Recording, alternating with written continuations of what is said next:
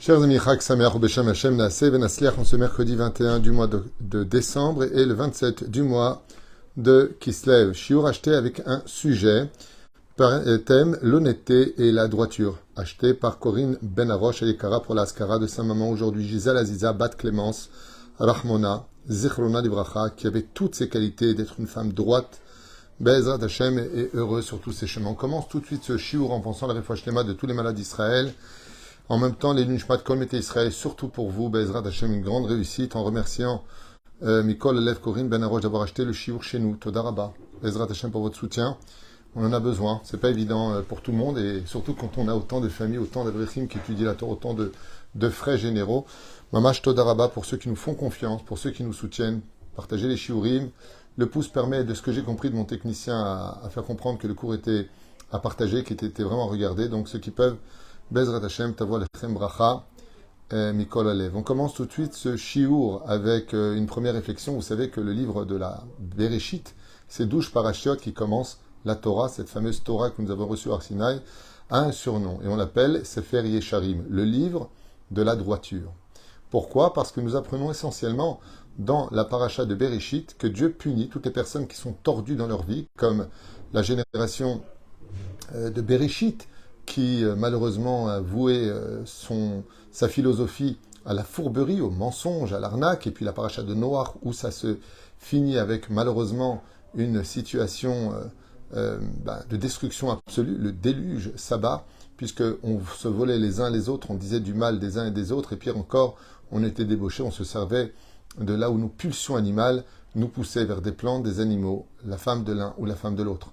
Ainsi donc, on voit que Akadosh Baruch Hu, dans ce livre de Bereshit, nous montre à maintes reprises les gens qui sont droits, des gens qui sont tordus. Abraham, qui sort droit d'une famille tordue. On verra Baruch Hashem Rivka, qui sort droite d'une famille tordue. Shoshana ben Chochim Kenraiti ben Amanot, une rose qui sort des ronces. Et la Torah nous montre constamment ce combat justement avec Yaakov, qui va devenir le père de la nation d'Israël, Israël de par lui-même, qui va être accusé justement de ne plus être digne d'être le leader par lequel Dieu voudrait se faire connaître sur terre, parce qu'il a acheté le droit d'aînesse. Alors il faut savoir que Yaakov, évidemment, la Shalom, va agir sur une occasion qui lui est donnée, puisque Esav, son frère, qui est le premier-né, va vendre très facilement, ne croyant pas en l'avenir d'un peuple élu, d'un peuple, non pas élu dans le mot plutôt choisi que le mot élu, et puis en même temps, il va se faire passer pour lui, en tant que, on va appeler ça usurpation d'identité, sur le conseil de sa mère, sur l'ordre de Dieu, puisque Rivka va entendre Beruach HaKodesh, comme le précise Rashi, qu'il faut absolument que Yaakov utilise son droit d'aînesse, puisqu'en lui rachetant son droit d'aînesse, il lui a acheté le droit d'être l'aîné. Et ce que voulait Yitzhak, ce n'est pas bénir spécifiquement ou Esav ou Yaakov, mais bénir l'aîné qui a la part qui lui est due pour la bénédiction. Et étant donné qu'il a vendu son droit d'aînesse, il revenait en toute logique à Yaakov, même selon le Bédine d'en haut, de prendre cette place d'aîné, puisqu'il lui a vendu. Eh bien, Esav va accuser le peuple d'Israël et dire, en parlant de Yaakov, qui est pas même Yaakveni, ça fait 2 fois que tu me doubles. Tu es un roublard. Tu arrives à me prendre dans des moments de faiblesse, tu arrives à m'avoir en n'étant pas droit. Et en fin de compte, ce que veut dire Esav à Yaakov, c'est qu'en fin de compte, qui se ressemble, ça semble. Tu es parti chez Lavan, le tordu, le tortueux, l'arnaqueur, par excellence, le menteur, le manipulateur, et tu ne vaux pas plus que lui. Et qu'est-ce que lui répond Yaakov? Lavan Garti, j'ai habité avec Lavan, nous dit Garti, habiter, c'est les lettres du mot Tariag Mitzvot. En d'autres termes, j'ai vécu la Torah, et la Torah ne peut pas se vivre chez des gens tordus. Je dirais même que notre Torah qui serait vécue par une personne qui serait tordue dans la vie, arnaqueur, menteur, fourbe, manipulateur, mauvais, c'est un chilul Hashem. C'est comme déposer du bon lait, absolument frais, dans un verre de boue. Ainsi donc, le Sefer Yesharim, le livre de Bereshit, vient nous donner l'exemple par excellence de ce que Dieu aime le plus au monde, les gens droits, les gens qui vont dans la bonne direction, celle de la droiture de Dieu lui-même, ceux qui rejoignent Hashem, de ceux qui ne sont pas dans la Torah, de ceux qui vivent en marge de l'histoire et qui pensent que il n'y a ni des yeux qui les regardent, ni des oreilles qui les entendent, et encore moins que leurs actions seront rappelées le jour de leur mort. Et on va expliquer pourquoi on parle de tout cela. Mais avant, comprenons bien que l'ange de Esav va se battre contre le euh, Yaakov Avinu. Et il va lui donner un nom. Le nom qu'il va lui donner deviendra l'identité de notre nation, Israël. On ne dit pas Israël, Derech Hagav, c'est pas avec un Z. Israël, c'est avec un sin, Bezrat Hashem. Et quand on voit les lettres du mot Israël, c'est Yachar El. C'est-à-dire que la définition qui parle du juif, c'est la droiture. Le peuple d'Israël se doit d'être un peuple absolument droit. Yachar El. Et là, les mots sont importants. Je peux estimer que dans ma façon d'être, qui ne serait pas spécialement droite vis-à-vis de Dieu, je suis droit à ma façon à moi. Du style, bah ouais, je t'ai insulté, je t'ai craché dessus parce que tu m'as énervé.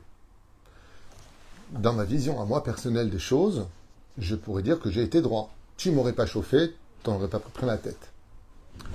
Est-ce que vis-à-vis d'Hachem, ces choses-là sont considérées comme étant droites? Réponse, absolument pas. Tu as arrêté ta mission, Dieu t'a envoyé une épreuve qui te faisait faire une capara, tu as insulté, tu as craché dessus, tu l'as humilié en public. Waouh, tu viens de perdre ton monde futur. Mais oui, mais il ne fallait pas qu'il m'énerve. Ce n'est pas forcément ce que moi j'estime être, comme moi je le pense ou le vois, qui fait de moi de ma droiture. Comme certaines personnes qui sont si peu nombreux, mais dont on fait un tel bruit, qui malheureusement, par faiblesse et par manque d'émouna, vont se mettre à arnaquer des gens au téléphone. Qu'est-ce qu'ils font? Ils font usurpation d'identité, vont prendre un ton qui n'est pas le leur, et leur but, c'est de dérober de l'argent qui ne leur appartient pas à des pauvres personnes, non juives ou juives d'ailleurs. Moi-même, on a essayé un jour de m'appeler pour m'arnaquer, j'ai rigolé au téléphone, je dis, vous êtes sérieux? Pour me vendre des soi-disant diamants, je ne sais pas qui, pas quoi. Quoiqu'il y a des gens qui font ça de façon honnête. Il ne faut pas salir les autres, éclabousser tout le monde par le manque d'honnêteté. Mais juifs comme non-juifs, tout le monde est visé vis-à-vis des voleurs, vis-à-vis des arnaqueurs, vis-à-vis des gens qui, en plus de cela, quand ils vont réussir à arnaquer une personne, vont dire « Baruch Hashem ». Comment tu peux dire « Dieu soit loué » ? Tu crois que Dieu, il est avec toi dans ce que tu viens de faire ? Tu as juste oublié un détail. Le Yetzer Hara, il faut bien qu'il ait des armes pour que tu crois et que tu restes de son côté. Sinon, le libre arbitre partirait. C'est dès que tu es fourbe, menteur ou arnaqueur, tu tombes directement dans les abîmes de la vie, alors plus personne ne le sera. Il faut bien que le Yetzer Hara ait sa lumière à elle, à l'image de la Grèce, qui a présenté une très très belle lumière, mais qui en réalité nous a complètement aveuglés de notre droiture. Et ainsi donc, une personne a plusieurs degrés de droiture. On peut être droit au niveau du Pshat, comme le dit la Gemara dans Masechet Shabbat 31, ou Sanhedrin, ou peu importe, Sanhedrin d'Avzaïn, Amoud Aleph, Balet Tosafot. Quand un homme partira de ce monde, on pose une question. As-tu fixé un temps d'étude à la Torah? Ok. Et la deuxième question, c'est le marloquette. Il y en a qui disent que c'est la première, il y en a qui disent que c'est la deuxième. Écoutez bien. Est-ce que tu as été droit dans tes affaires? Contre toute attente, il faut savoir qu'une personne, combien même elle aurait de Torah Mzot Masim Tovim dans ses mains, si elle n'a pas été droite dans ses affaires, elle n'aura jamais servi Dieu. Car la droiture d'Hachem, c'est la halacha. Nous avons Choshen Mishpat, Dine Mamonot, Dine Nefashot. Nous avons beaucoup de dinim, beaucoup de lois dans le judaïsme. À savoir, est-ce que j'ai créé un préjudice chez l'autre? Est-ce que, par exemple, des choses qui pourraient être droites à mes yeux, je ouvre une fenêtre sur ma maison, donc mon mur, je vais casser pour faire une fenêtre. Mais cette fenêtre-là va donner sur le jardin de mon voisin. Est-ce que mon voisin trouvera ça droit de ma part d'ouvrir une fenêtre sur ma maison? Je ne touche pas à la sienne. J'ouvre chez moi. La Gemara nous dit c'est un problème pour le voisin. Pourquoi? Il dit parce que maintenant que ta fenêtre met directement tes yeux vers mon jardin, l'Ainara est quelque chose qui peut détruire. Et ainsi donc, en regardant de mon côté, je n'ai pas envie que tu regardes mes fruits qui pourraient être touchés un jour ou l'autre, peut-être, par ton Aïnara. Et ça, c'est un manque de droiture. C'est pour cela qu'avant d'ouvrir une fenêtre qui donne sur l'horizon d'autrui, il faut demander la permission quand on est quelqu'un de droit. Comme par exemple, je suis très pressé, je vais donner un cours de Torah. Qu'est-ce que je vais faire? Je vais doubler la queue de voiture qui attend pour tourner à gauche. Je n'ai pas envie de me taper toute la queue, il y a le feu rouge, je vais arriver en retard. Et pour la Torah, je vais commencer à... Allez, je vais m'imposer pour passer. Selon la halacha, j'ai manqué de droiture. Et tout mon dvar Torah va aller dans les forces du mal. Pour vous dire à quel point ce n'est pas forcément ce qui est droit à mes yeux qui est droit aux yeux de Dieu. C'est pour ça que le mot Yachar El, la reconnaissance de l'ange de Esav vis-à-vis de Yaakov, Akov, Akum, ça veut dire Ekev. Vous voyez que le talon est tordu. Un talon n'est jamais droit, il est tordu. Il forme un angle rond. Pour dire que si le nom avec lequel nous sommes sortis aurait voulu nous accuser de notre propre personnalité, il n'y a pas plus droit que Yachar El.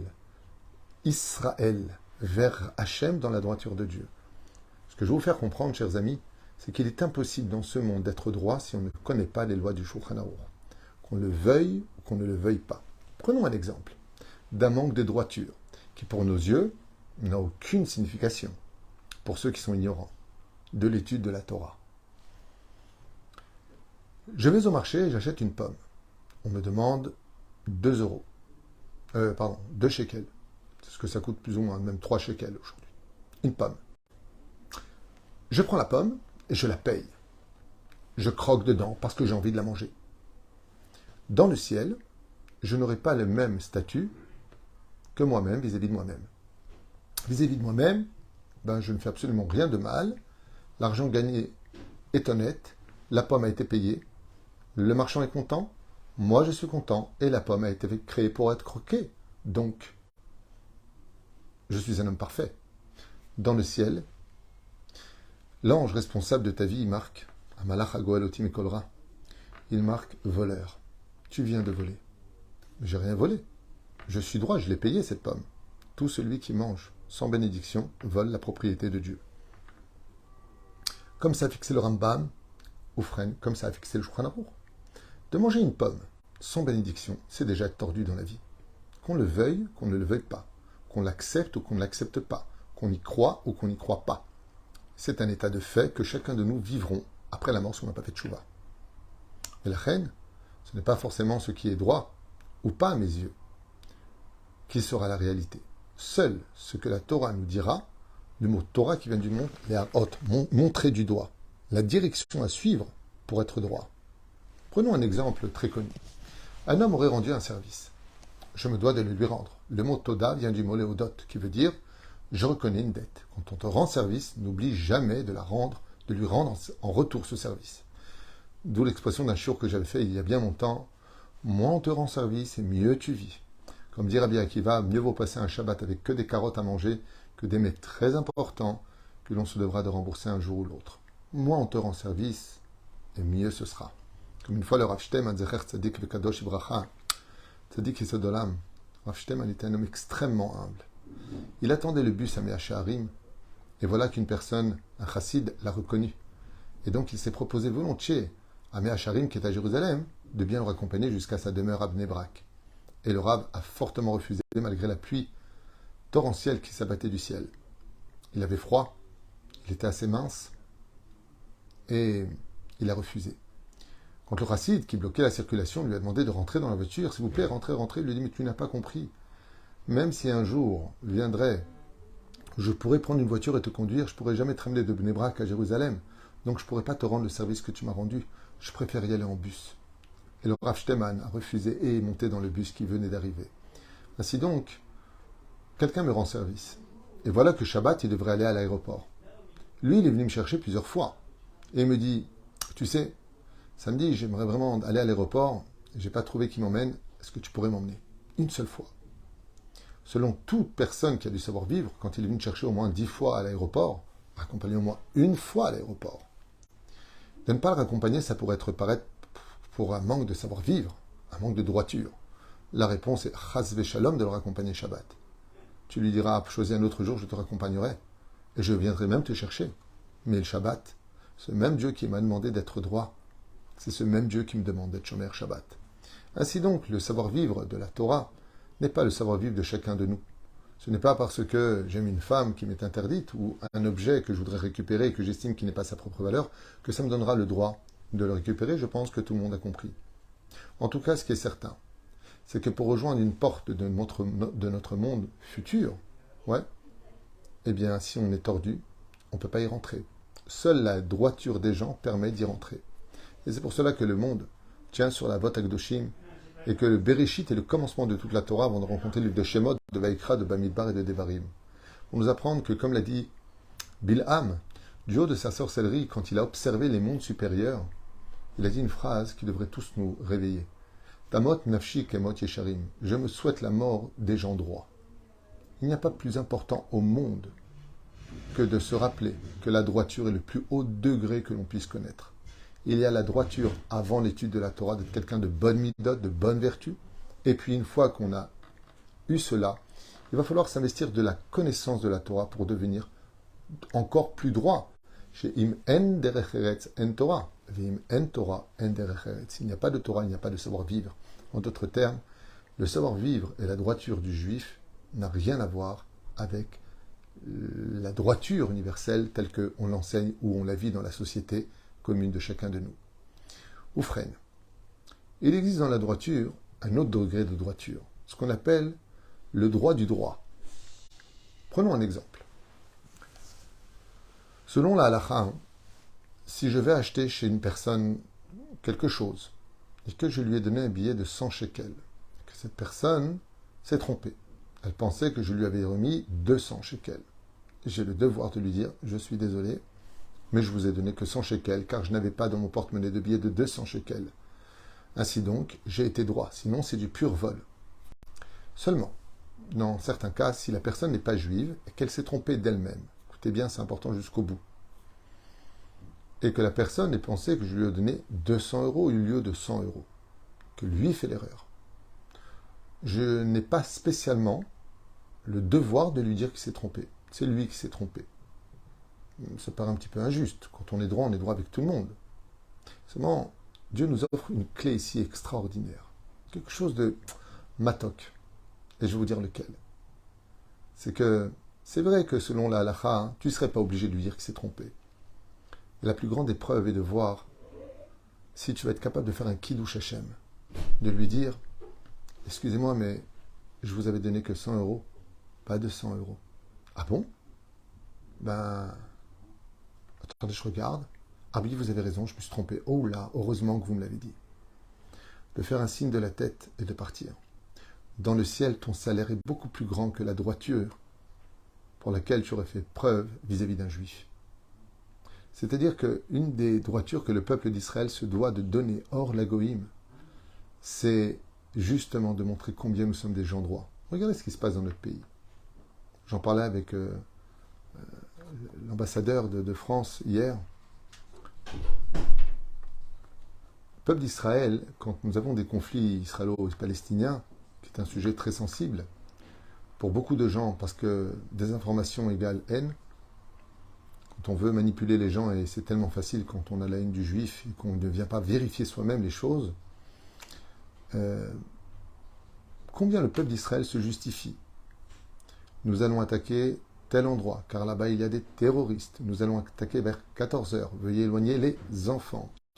Et savez qu'en Israël, pour ceux qui ne le savent pas encore, quand il y a des bombardements entre nous et que nous sommes bombardés, donc nous ripostons, sachez que l'armée d'Israël envoie par hélicoptère des papiers sur lesquels nous prévenons la population de se protéger, car tel endroit qui a été signalé par un des drones va être bombardé. De l'autre côté, tout le monde le sait aujourd'hui, même l'ambassadeur on l'a dit, tout le monde le sait, tout le monde est au courant de ça. Ils prennent des boucliers humains, d'accord? Qui ont été d'ailleurs filmés, qui ont été mis sur les réseaux sociaux, ce n'est plus un secret aujourd'hui. De telle façon à ce que ça fasse des victimes et que, regardez les Juifs, regardez les Israéliens, ce sont des assassins. Ok. Ce que je dis, c'est pas un sujet à polémique, il n'y a pas besoin de me cracher dessus pour ceux qui sont de la gauche, extrême gauche, ou qui sont antisémites. Laissez tomber. Je vous explique simplement ce qui se passe sur le terrain et non pas ce que vous pensez. Moi, je vis ici depuis 37 ans et j'ai fait mon service militaire en France et en Israël. Ce que je vous dis, c'est la pure réalité. Je n'ai aucun intérêt. Et espérons un jour qu'il y ait une paix pour tout le monde entier et que tout le monde aille bien. Je n'ai aucun intérêt à cela. Juste que l'on comprenne. Vous trouvez ça normal que pour un pays qui vit au Moyen-Orient, entouré de plus de 370 millions à peu près d'Arabes, qui sont très hostiles malgré les traités de paix d'Abraham, qui enfin ont eu lieu, un peu de paix entre nous, Bezrat Hashem, trouvez ça normal qu'on ait tout le temps besoin de se justifier si la maison qu'on va construire dans notre pays, on a le droit ou pas de la construire? Vous trouvez ça normal que quand on se fait bombarder jour après jour et que l'on riposte, c'est toujours nous les assassins? Vous trouvez ça normal que dès qu'une personne fait du mal à l'un ou à l'autre, c'est toujours nous les responsables? Qui mène les enquêtes? Nous-mêmes. Ce matin, plus de 13 soldats ont été mis en examen pour un doute d'avoir peut-être bousculé un enfant palestinien. Mais est-ce que eux ils font ça de leur côté? Je vous pose une question, ne vous fâchez pas. Est-ce que de l'autre côté de Gaza, quand un Palestinien tue un Juif, ils font une enquête sur sa famille? Non, mais non. Ils lui font une statue, une effigie de héros. C'est un héros parce qu'il a tué du sang juif. Ce que je vous dis, c'est dans les informations. Regardez les vidéos, regardez. Vous vous rendez compte de quoi on parle? C'est un truc de malade. Nous, s'il y en a qui fait un truc tordu, un terroriste palestinien, il y a quelques années de cela, tire sur des soldats israéliens à Hebron, à Hébron. Un des soldats lui tire une balle. Le soldat a fait 2 ans de prison. Parce qu'on estimait que malgré tout, il aurait pu éviter de lui tirer dessus. Mais légitime défense. Il se serait revu, il aurait pu le poignarder. Il faut toujours qu'on ait un coup de poignard dans le corps pour enfin réagir. Une guerre, c'est une guerre. On ne fait pas d'omelette sans casser des œufs. C'est pas nous qui sommes venus tirer, c'est eux qui nous tirent dessus. Vous savez comment ce terroriste palestinien a été célébré? Vous savez qu'ils vont faire maintenant sa fête tous les ans parce qu'il a versé du sang juif? Combien le peuple d'Israël est droit au point de se justifier à l'ONU sur les moindres faits et gestes de ce que nous faisons? Attention à votre démocratie, vous les juifs. Attention de ne pas juger. Attention de... Israël vit un complexe d'infériorité qu'il traîne avec lui. Est-ce là la droiture du peuple d'Israël? Israël a peur du Chilul Hashem. Le seul problème qu'on ait aujourd'hui, la grande teshuva qu'on doit faire, c'est qu'on a malheureusement plus peur du Chilul Hashem vis-à-vis des nations du monde que vis-à-vis du roi des rois. Celui qui nous a tout donné, celui à qui on doit tout. C'est là qu'est tout le problème de notre existence. Le jour où le gouvernement israélien, avec Bezrat Hashem, la venue du Melech HaMashiach, Tzidkenu Amen ve Amen, le jour où la population israélienne se réveillera et que comprendra que le premier savoir-vivre, c'est Yachar El Israël, c'est droit devant Dieu, alors automatiquement on sera droit devant les nations du monde. C'est là qu'est tout le problème. On a inversé les choses. On a fait des nations du monde notre complexe d'infériorité. On a fait de Dieu une seconde zone sur laquelle, au 10e degré peut-être, on s'intéressera, sans faire de quitrouk sur notre peuple, juste pour qu'on s'améliore et qu'on ne devienne pas simplement droit vis-à-vis des hommes, mais aussi vis-à-vis de Dieu. Chez Yeh Yachar Lifne Elohim fait Adam. Le verset nous dit « Sois droit devant Dieu et devant les hommes, car celui qui n'est pas droit devant Dieu ne pourra jamais être droit devant les hommes, en tout cas quand il s'appelle Israël. » Baruch Adonai leolam amen ve amen. Yeshua de Nechamot et Bezrat Hashem, qu'on fasse toute notre vie très attention. Befi Yesharim titromam. Celui qui veut s'élever, Befi Yesharim, il faut que sa bouche soit quelqu'un de droit. Que sa bouche ne dise que des vérités, comme dit Rabbi Nachman de Breslev, celui qui veut avoir de la réussite dans sa main, tout ce qui fait réussir, qu'il ne sorte jamais même un petit mensonge de sa bouche. La vérité, la droiture d'un homme le mèneront toujours à une réussite tôt ou tard.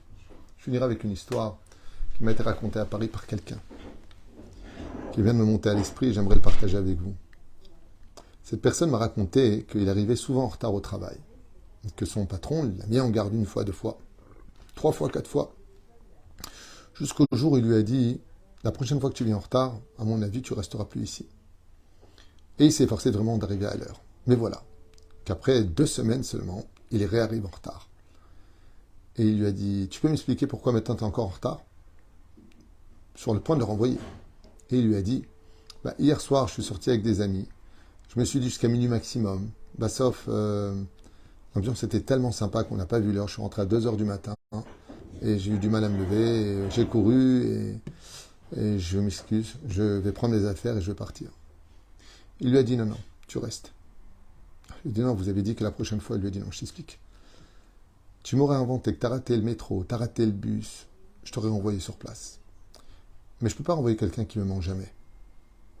Parce que plus important que de venir en retard, c'est la droiture des gens. Et comme dans ton travail, comme face à moi, tu dis toujours des vérités. Il lui dit, pour le salaire et le mérite de ton honnêteté de me raconter des vérités, je préfère des gens comme toi qui arrivent en retard que tous ceux qui sont arrivés ici et qui n'arrêtent pas de bombarder de ch'touillottes, de mensonges et qui essaient de m'embobiner, qui me font de la lèche pour avoir plus, ils vont même prendre ta place. Ainsi donc m'a raconté un ami que Béhémet, il m'a dit, tu vois, en fin de compte, tu dis des vérités et tu t'en sors beaucoup mieux. Alkan Bezrat Hashem, non seulement on a tout à gagner dans ce monde, quand on est droit, mais de plus, on a encore plus à gagner après la mort. Parce que si on n'est pas droit, eh bien, notre côté tordu nous empêchera d'ouvrir la porte du monde futur. Tout Israël a part au monde futur. Et il n'en tient qu'à toi d'y rentrer. Et la clé qui y mène, qui rentre dans la serrure, c'est ta droiture. Kol Tov.